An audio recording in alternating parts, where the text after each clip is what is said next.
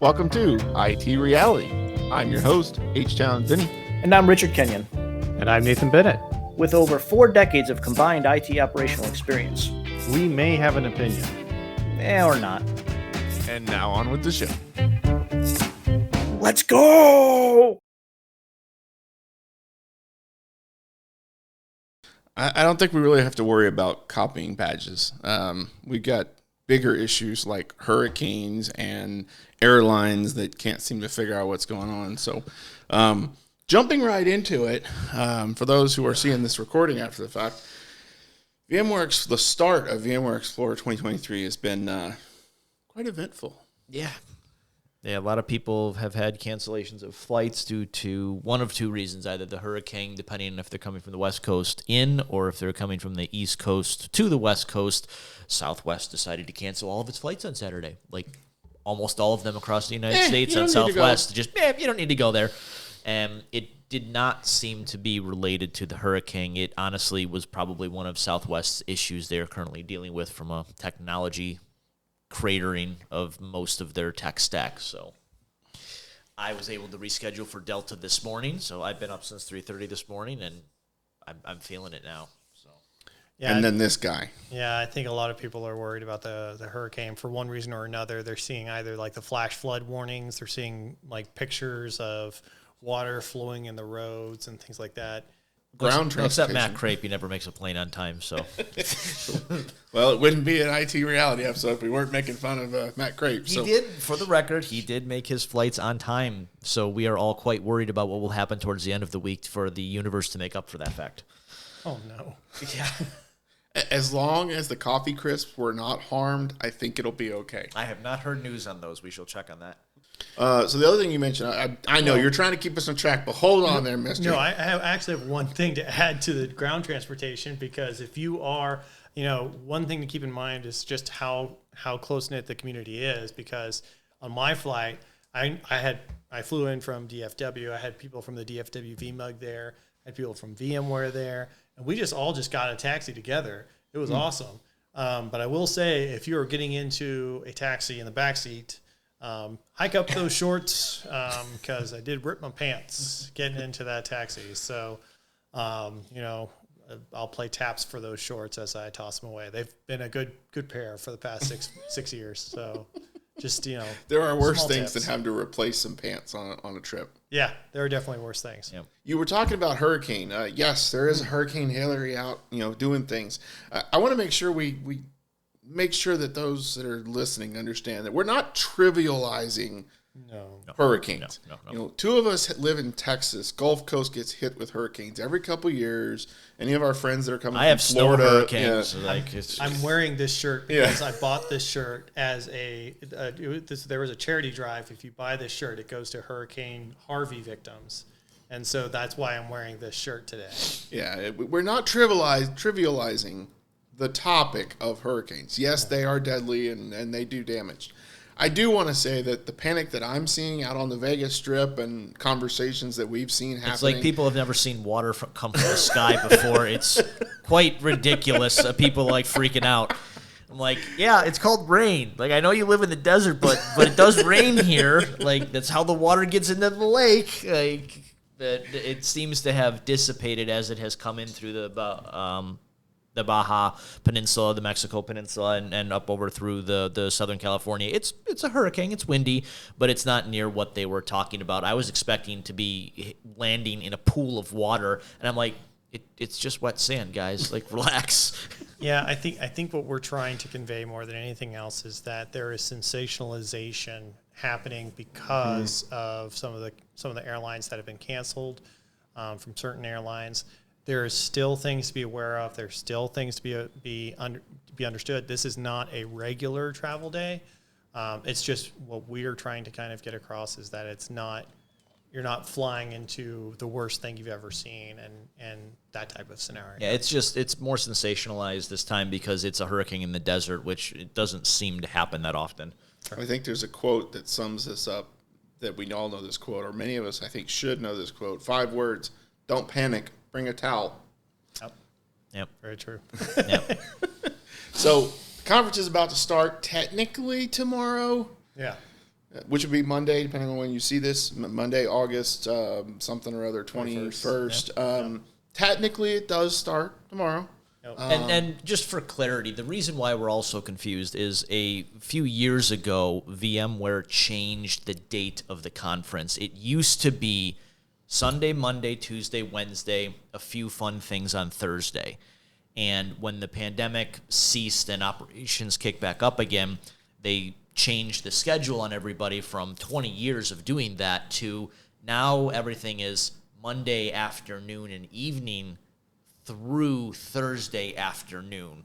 And the keynote is no longer the day on Monday, which is when it used to be. It's now Tuesday.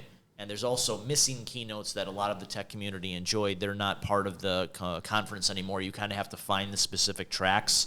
So that's why we're always like, when does it start? When does it start? It seems to be a simple thing, but we've been so used to doing it for so many years as Sunday, Monday, Tuesday, Wednesday, a little bit on Thursday. Now it's like, I don't know. We could go very long talking about that because there was a lot of other things that happened just outside of the pandemic. There was a CEO change, there was a leadership change, and there's a lot of other things that happened before they started getting back into it, and they just kind of like dipped their toe into that VMware Explore that first year that we were both there, and then this year it seems to be a little bit of a step up, but nowhere near where it was in 2019, where there was multiple different general sessions around different topics. Now you have session keynotes that are not general sessions. You have one main general session on Tuesday. Yep. So most people fly in on Sunday. And last year, there was no sessions for general consumption. You had to be specialized and invited to different areas in order to do that on Monday. This year, that's been expanded so that you can do those sessions on Monday. But let's talk a little bit about Vegas. I mean, once you get here, I mean, what should they expect? Should they wear raincoats, Vince? It's a lot of walking. Yeah. Well, today for the weather, yes, it's raincoats. Tomorrow for the weather, yes, it's raincoats. But then the rest of the week, it's going to be back up into the 90s and be perfectly. Bring shorts. Bring shorts, and it'll be normal Vegas weather. But yes, there is a lot of walking everywhere. There are trams and taxis and Ubers, but just to get to a different casino is a mile hike inside, which is fine, but it's up, down, around, down a maze, 3 levels down in a parking to go around. Everything is interconnected. He's not joking. But no, it's a little different than what you might expect if you've never been to this city, or another relation that I can make is Disney is kind of very similar to that. Oh, really? So, I didn't know that. Well, I mean, I'm very fervent to make sure that I do a recording every time I go to Vegas of me walking through a casino looking absolutely unenthused. Because at the end of the day, these places were literally designed to make sure you stayed in the casino. And finding your way out of the casino and out of these resorts can sometimes be a little bit of a headache, as was my traveling over here, which is maybe like a mile, maybe a mile or a quarter of a mile. We're 15 minutes, 14 and a half, depending on how fast you walk, from where we sit right now to where the conference is. And it took me a good 25, 30 minutes to get here, and most of that was just getting out of the resort in order to find my way to the street. Yeah, casinos are labyrinths designed to keep you in a variety of ways. They're quite the opposite of airports, where airports are designed to keep you out. They want to just get you moving and get you onto your exit and get you onto your destination. Casinos are like, no, sit and give me your money. What are you guys looking forward to? You guys are the official bloggers of IT reality. So podcasters, they need to adjust the blogger pass title from VMware to be a little bit more content creation now, because people are doing all sorts of things. They're doing blogs, they're doing Twitter threads, they're doing LinkedIn podcasts, they're doing podcasts like we are doing that are much more regular. They're doing video. Their Tech Field Day is here. Shout out to them, who Nathan and I will be participating with this week. They're on LinkedIn. There's people everywhere doing lots of things that have been granted passes by VMware to come and support the company and support the technology behind it, but it's not bloggers anymore. I think it needs to be switched to content creation. So, but what are you looking forward to, Richard? The content creation, to be honest. I've been to VMworld. It's going to take me years to undo that. I've been to VMware Explore many, many times. I've been as a customer, as a VMUG leader, as a vExpert, as a TAM service consumer. I've then been as a partner a little bit when I did some vendor work and then some consulting work. And then now I am a press analyst. That's where it was kind of cool for me to go to just a different booth, which is press analyst, because that's where you get your special passes. So every time I come to this conference, it seems to be something different, and that's always what I look forward to. Yeah, I mean, there's always things that I look forward to here. The content creation, the ability to meet new people, the ability to meet people I already know, and meet people that I know from like LinkedIn and social media and those areas that I've never met face to face. And I think those are all great opportunities. There's different people that have already like pinged me to say, hey, let's get together. And that's great. I always like to get together with people that I can meet, but a lot of those people are people that I haven't met. Like they just know me on like Twitter or something like that. Yeah, I have a great sidebar to that. Tim Davis, not the other Tim Davis, because that's a thing here. That's annoying. We had been talking on Twitter for years, and then we saw each other at a conference, and neither one of us could remember meeting each other in person, but we thought we had. But it was just because we were on social media so much, we just had become friends and started talking, chatting back and forth. We're like, did we ever meet in person? I don't know. Did we? And now we still can't figure that out. Well, I have the same relationship with Bob, Bob Plankers. I walked past him. I was like, "Hey, Bob," and then he didn't ghost me. He was in a conversation, so I'm going to say he didn't ghost me. But he just that's what you got to tell yourself. He just walked past me, man.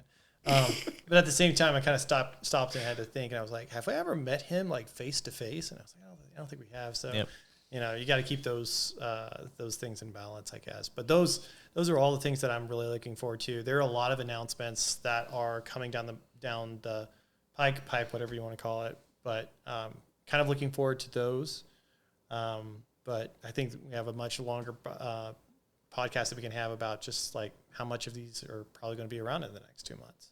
Yeah, I don't know. The ones that I'm looking forward to from the technology side of things, just so you don't think this is an entirely networking event outside of our work scope, Nathan and I are booked for a variety of things work-related, one of which is actually hunting down John Nicholson and be like, I want more details on vSAN because I want the updates, I want what's going on with the added bonus features of file services, a lot of stuff that revolves around my day-to-day work. Another thing is meeting with the sponsors that are going to be on the expo floor, which is one of my favorite parts of the conference, is speaking with vendors that are here and what they're offering in the VMware ecosystem, or even sometimes a little slightly outside of it, but not directly competing with it.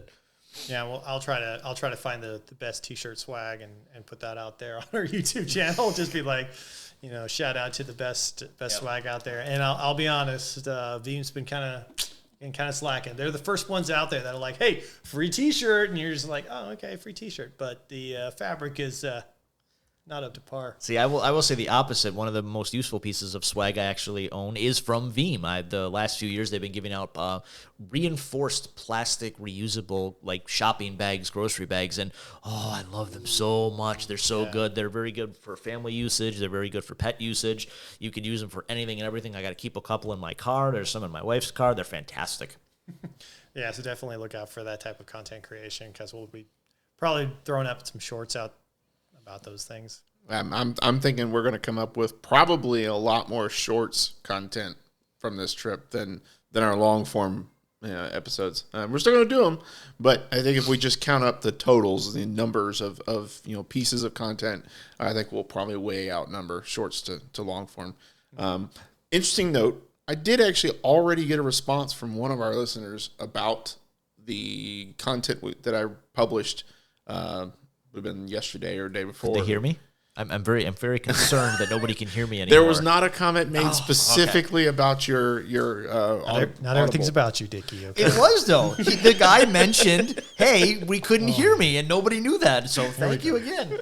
The one guy. So that was not brought up, but just that to say that there are people who actually are checking out our content. So we have the responsibility, I guess, to make sure we get this stuff right. So we do take it seriously. There's sometimes, hey, I screw up on the editing front sometimes. I will admit it.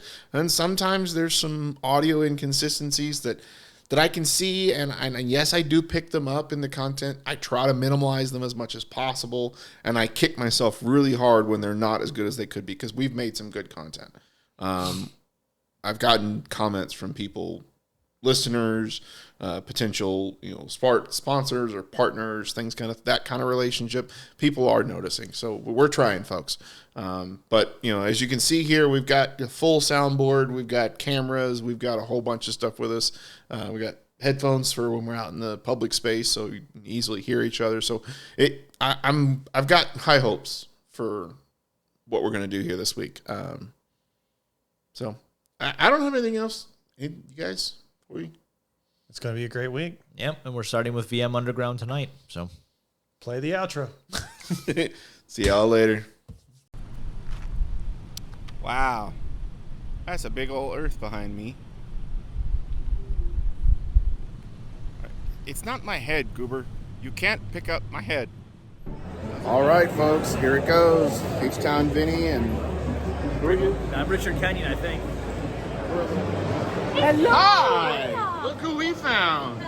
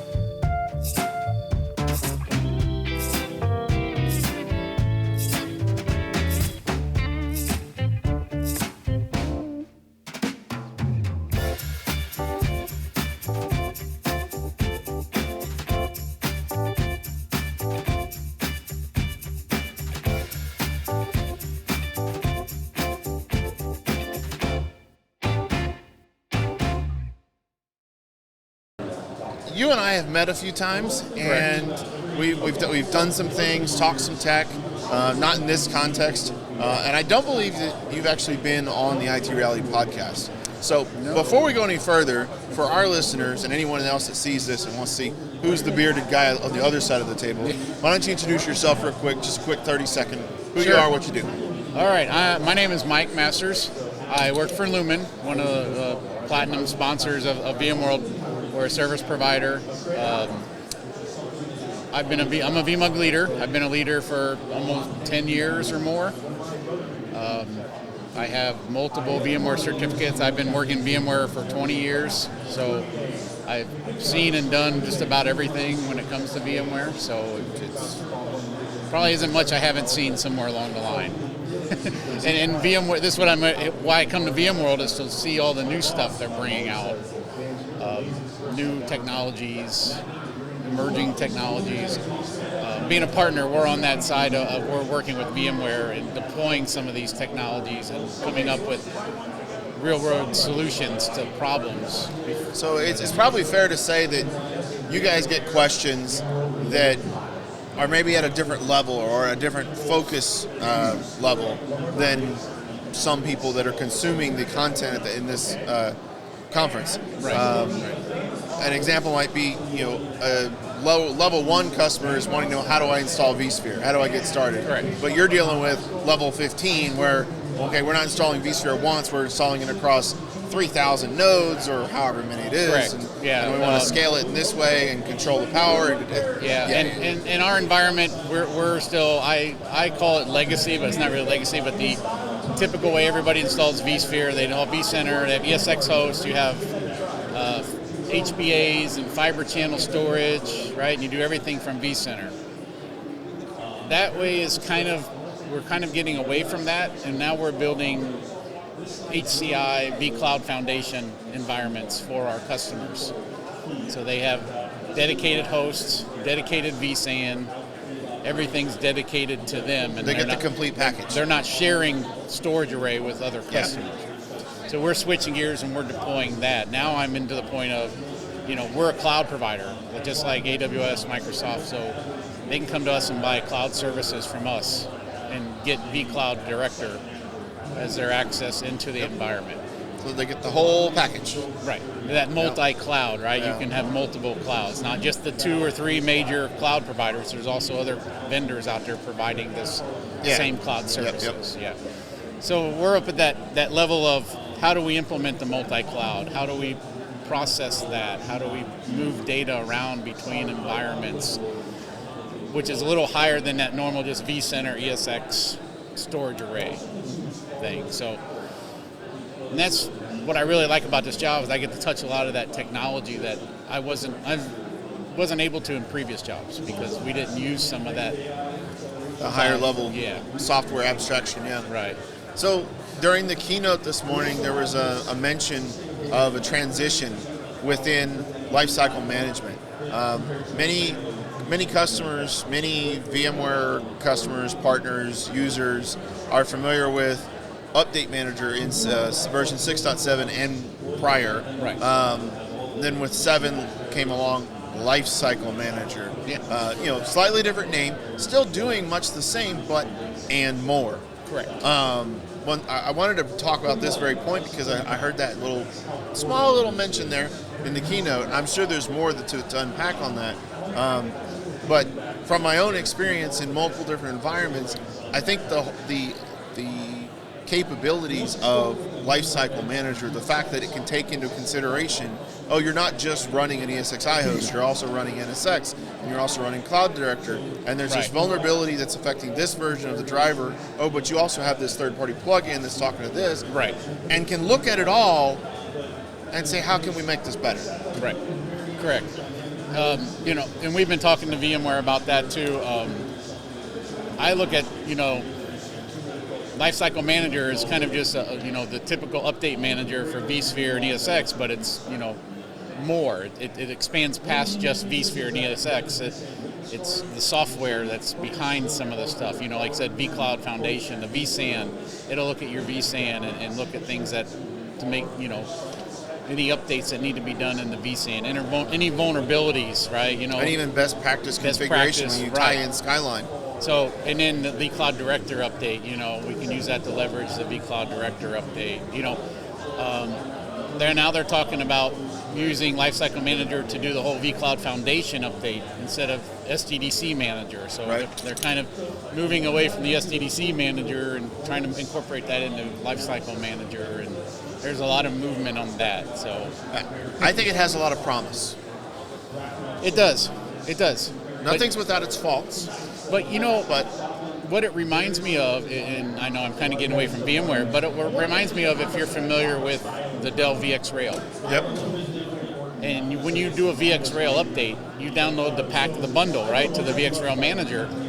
And that bundle includes firmware, software, everything all in one package. Tweaks to existing So you don't have to go out and update the firmware separate from doing ESX or separate from doing vCenter. It updates the whole thing at one time for you. And there are other products that do that. I'm thinking of Cisco Unified Manager. So, right. That used to do. But I think VMware's kind of taken that idea and moving it into Lifecycle Manager and starting to build it. It's a great idea. Just keep going. Don't stop halfway. Keep going. Right. And that's always been the problem before with patching is you have to go out to the hardware compatibility guide and see does my driver version for HBA compat with the new version of ESX that I'm going to upload to. You got to check 7 different places and find out if everything's there. And that's why I've always we need one place we can just say it knows my environment. Here's what I want to update to, and it lists here's what you need to do, like prerequisite check. So, one aspect of the IT Reality Podcast is we like to offer advice and give back in a way to those who take the time to listen to our content, consume our content, Correct. Those kind of things. Based on your experience and what you've seen, heard, talked about so far here at VMware Explore, is there anything that you would, a tip that you would pass on to somebody who maybe hasn't made it up to your level but it served you well? Probably the biggest thing, and I see it a lot with our customers, is the push now is multi-cloud. Even if it's, to me, multi-cloud even includes your own cloud and your own environment, right? So you can build your own cloud environment internally. It doesn't have to be out external to your company. So you can have an internal cloud, you can have an internal vCloud environment. You can deploy vCloud Director in your environment. And then all these other multi-clouds, Lumen, AWS, everybody uses vCloud Director. Yeah. That's the presentation UI. Right. That's the front end for customers to get to, because we're kind of getting away from giving everybody access to vCenter. Yeah. Slightly dangerous at this point. Correct. And how many over the years, what happens if you give too much permission, right? Yep. So vCloud Director is starting to become that front end for the environments, no matter where you live. Right. So I would say the biggest thing is try and learn and take classes online. Watch videos. About vCloud Director, because that's going to be the main interface for all your cloud providers. Like if you go VMware and AWS, your front end is vCloud Director. Yep. Same way in Azure, same way with Lumen. And then you can connect all those vCloud directors together. So you log into one, you can actually manage all of your environments from the one interface. It's kind of like the link mode in vCenter. Yep. And I really like that advice. That was something that I wish someone had told me a while back. But I will add to it and just give one more tip on that before we wrap this particular clip up. Sure. And that is, if you go looking after watching this, if you go looking for information on vCloud Director, just drop the V in your Google search, because the product has changed names. I forgot about that. Yeah, good point. It's the same product, it's the same code plus more, but they did drop the V part on it. So it's just VMware Cloud Director. Yep. But that's it. So just a few tips for you. We are here at the hub inside of VMware Explore 2023. We'll be back with more. Talk to y'all soon. All right, IT Reality back. This is HTownVinny, of course, and I am here with Franky Barragan. Did I say that right? Yeah. Okay, cool. It's like I met the guy once or twice before. Franky, we're here at VMware Explore 2023. There's been a lot going on, a lot talked about. There's still a lot more to come. I think at the moment it's, middle of one of the days of the conference. I don't remember which one. But one of the things that you and I talk about on a regular basis, whether it's be through a VMUG connection or a community Discord or Twitter or whatever, one of the things we talk about quite often is just the power of the community, the ability to turn a social, a conversational connection into a friendship that then turns into a business partner, that then turns into a career partner and friend, and it just goes way beyond where you think it might go initially. I know there's lots of places for people to connect and get to know people here at VMware Explore. We're sitting in the community section for all that, for what we're talking about.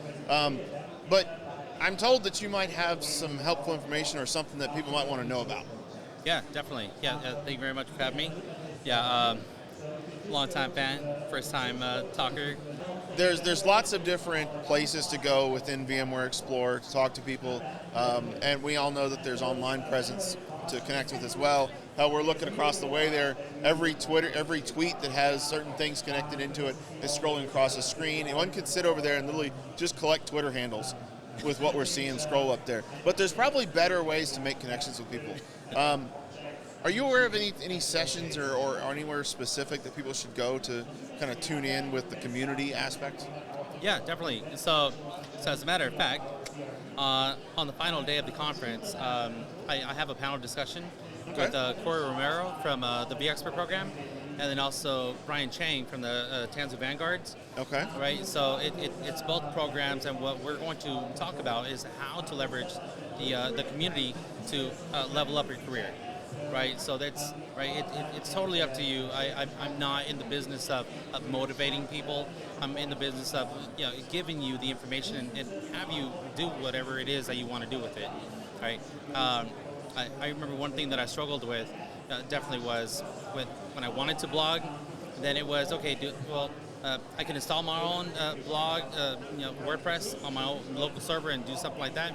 I could pay something, but all those things, right? They were just excuses for to elongate the process. And then instead, now that I'm on this side, blogs.vmware.com, you can be a guest blogger, not have your own blog, and you can essentially be a ghostwriter. We can send me your information. I'll give it to the right people, and you can start building your brand from there. So right? hold on a second. You're saying that someone in the community that has an idea, a thought process, a walkthrough, something they want to contribute, and is not sure about how to get started, can just simply reach out to you and be published, so to speak, on a VMware platform? 1,000%. 1,000%. That's big, people. Yeah. But that is definitely an avenue to take advantage of, right? You don't have to worry about you're managing your own site, and then you don't actually have to worry about posting something and having it look good. What you need to worry about is definitely the content, but somebody from VMware can help you reach out and modify that stuff, right? And help work with you and edit things. And then just work on your profile pic, right? You got to look good. LinkedIn, you have all that set up in the profile, and right, then your credibility starts to grow up. That was huge for me when I was looking for a job, and people were looking to see, okay, trying to do their background checks right on you, and I don't mean like a government background check, just a informal. Yeah, exactly. Is this person on Twitter? What are they doing? Or how can they help me? And if you can establish credibility through blogs on an official VMware site, are you kidding me here? Yeah. You'll write your VExpert application in no time. Exactly, yeah. VExpert, VMUG leader, all that kind of stuff. And if you're a VMUG leader that is putting in time, and then the next step to VMUG leader, you can be a regional champion too, right? So all this stuff doesn't hurt, right? It just helps you grow your brand and helps you be better, man. It just, Every little bit helps. Everything. Every little connection helps. Like here, right? How you said you can go back here on this wall and grab a hold of those things, or you can just walk around. You can. Something that I love to do is I look to see. Right? Everybody knows. Everybody has that face when you're looking at your phone. You kind of look lost, and you're like, man, I wish somebody could come and help me, but not sell me something. Right? So I love walking up to those kinds of people because that used to be me. That still is me. Right? And hey, how can I help you? Let me introduce myself. All of a sudden, you're a friendly face. You never know who that person is, right? You never know where that can lead up to. So the number of times that I've met someone in a social gathering, V community type gathering, and then 6 months, a year later, they've put out some content that happens to be exactly what I needed for X project.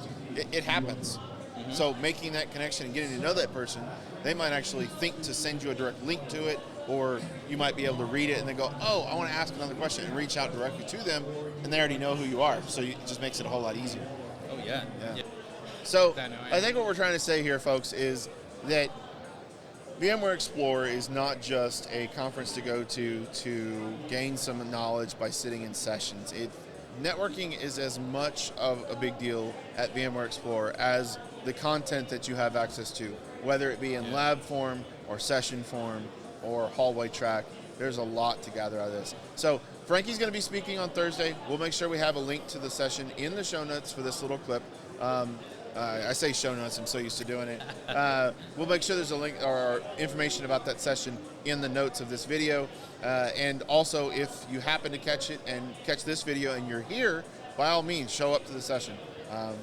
Show Franky some love. Anything else before we wrap? No, man, thank you. Yeah. Cool. See y'all later. We are here in the hub. We're looking at a lot of people here, Nathan. What's going on in this place? Well, we got the VMware Code Labs happening, and they're doing some, it looks like some ChatGPT API iterations, which is pretty cool nowadays. It seems like generative AI is exploding everywhere. It's kind of important, it seems.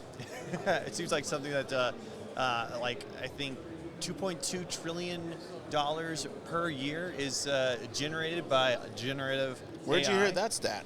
Oh, I may have heard it by a certain fella by the name of Raghu during the general session this morning at VMware. So we were both in the general session. Mm-hmm. We got to hear about the different things that were announced. Yep. And I'd like to say just announced, because that's what they did. They announced a bunch of stuff. It was surface level. Yeah, it was very, very high surface level. So what were your thoughts on the general session? So the one thing that I kind of keyed in on, and this is partly because of my current focus, but I'm sure many others will also appreciate it. They talked about, with Cloud Foundation and Lifecycle Manager, the ability to not only patch, remediate, update, migrate, all of those things, not just individual stacks, but instances across vCenters. That key is that's really going to be key for some people.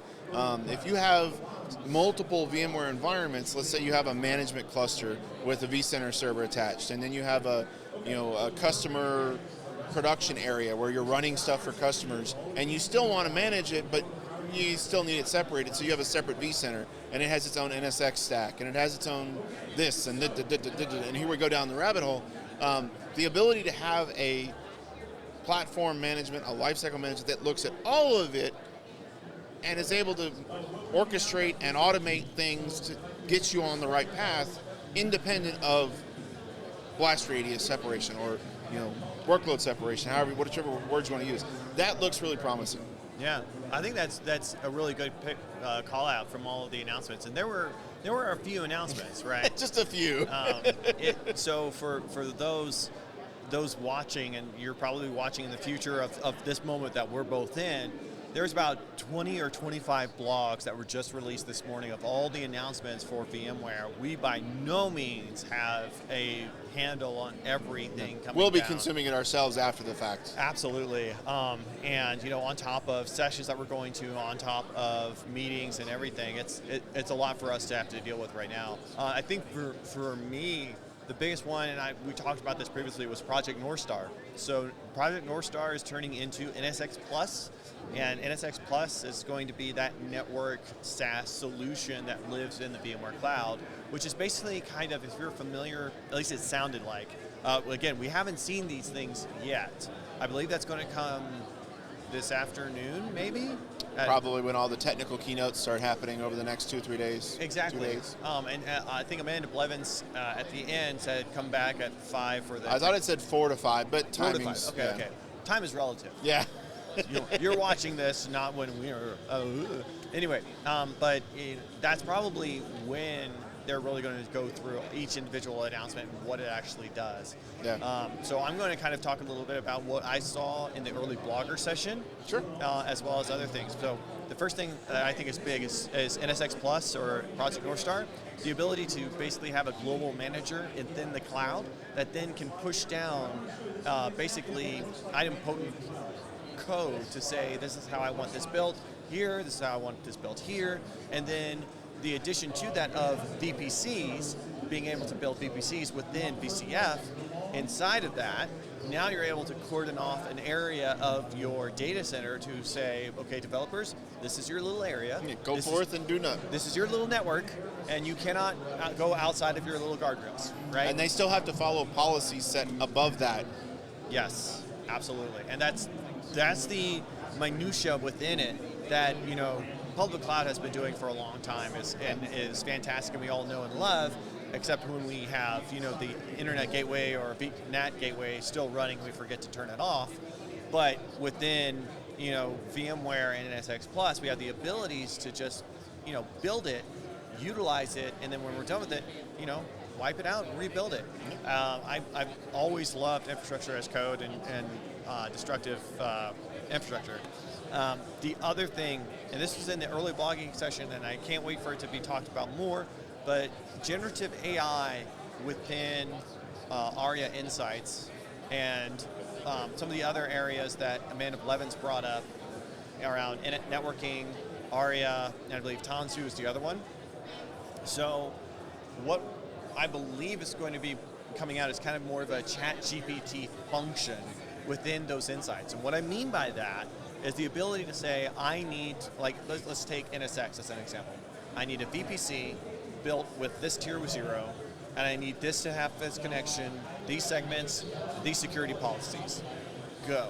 And then it builds it out in a infrastructure as code way, in a this is what it would look way, and then it'll ask the question, do you want to deploy it? And you say, yes, go. And then it actually goes and deploys it. Like, this is the realization of what generative AI should be in a way that actually helps people to be useful. Because, I mean, I was an automation guy, high level, in order to, like, get to that point to become successful. Whereas with everyone else, it's in this type of area, you just build it. Ask, hey Siri, or hey Aria. I don't know what to call it. All of our phones just woke up now. Yeah, my phone actually did just wake up. Say whatever you want to call it, and then after you're done calling it and telling it what to do, say go do it, and then it just goes and does it. Can you imagine like BI admins who just basically talk to a generative AI in order to build their infrastructure? I can think of a few people who would love to be able to walk up to their phone or just be walking out the door and say, hey, go build me 9 ESXi hosts with 2 vCenters and and then come back in the morning and sit and waiting for him. He would love that. Oh, I'm sure. So, I mean, here the thing is, like, this is all future thinking to a certain degree, right? Because, I mean, we're just now... There may be some forward-looking statements. Yeah, so the disclaimer forward-looking statements, absolutely. But the idea of taking that insight into a realization is what got me really excited. Like, if they nail that, that'll be fantastic. And I think that's something we should probably talk more about once Richard is able to join us, but specifically the assist functions that they announced today for all of the different products. Assist equals, just for those that are trying to keep track here, product assist equals generative AI that allows you to speak English to your platform and have it do things. Yes. So again, for those not paying attention, ChatGPT plus infrastructure product equals talk to your products. There's more. It's a lot more. There's a lot more to it than that. They spoke specifically about private AI and trying to make sure that data stays where it should stay and doesn't go where it shouldn't go. Those kind of things. But we should dive more into that with Richard, because I think we could have 35 minutes just on that one part. Oh, absolutely. I mean, the other concepts of, like, what did I think about this general session? It was not a great general session. It was too light. It was very light and fluffy. Sumit even made a joke. He was like, "It's not all, unicorns and rainbows." Yeah. And it was funny because he made that statement, but then the rest of it was unicorns and rainbows. It was like, this is going to be fantastic, and this is never going to break. And It's like, this is fantastic, but it's probably going to break. And then Jensen from NVIDIA came up and probably got the most applause. Well, agreed. I think Amanda Blevins got maybe a little bit more. There's a toss up there. Everyone was very excited to see her come out because she's an engineer. She speaks for us. I think she's a well-known name in the community. Absolutely. I think everyone was just like, she speaks for the people. But when she got up and was speaking to the things that, where the announcements there, that was great. Jensen got up and spoke to what are we doing with NVIDIA, and they talked about the private AI foundation, which is fantastic. That's definitely something that needs to be happening. But Jensen and Amanda, I think, were like the most. We were excited to see those people and hear those announcements because we knew it would actually impact something in the future. Yeah, so. I like the specific part where she said, "We forgot to talk about the most important part, the part that you care about, the IT section."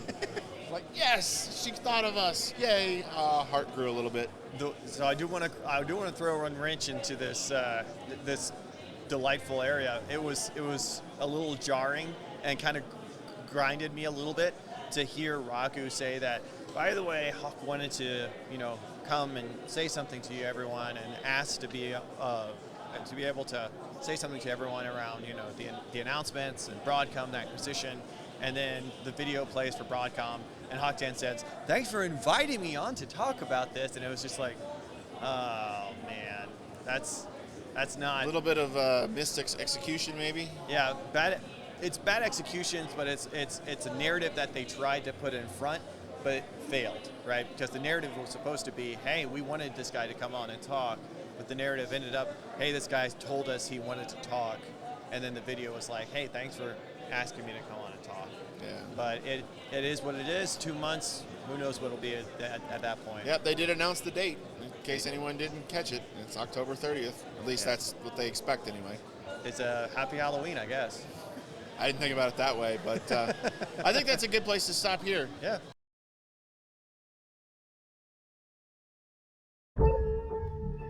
Something's beeping. Hey, look, we're being recorded.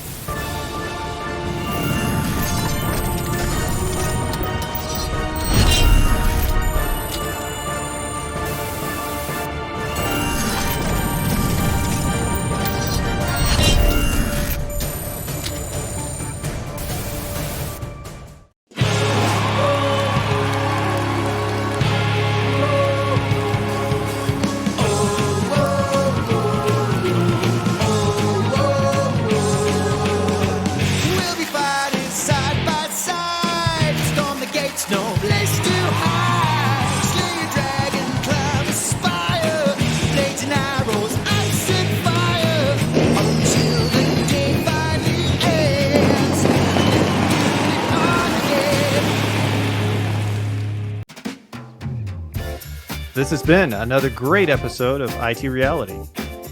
We are everywhere, so pick your podcast app. You can also find us on LinkedIn, YouTube, and Twitter.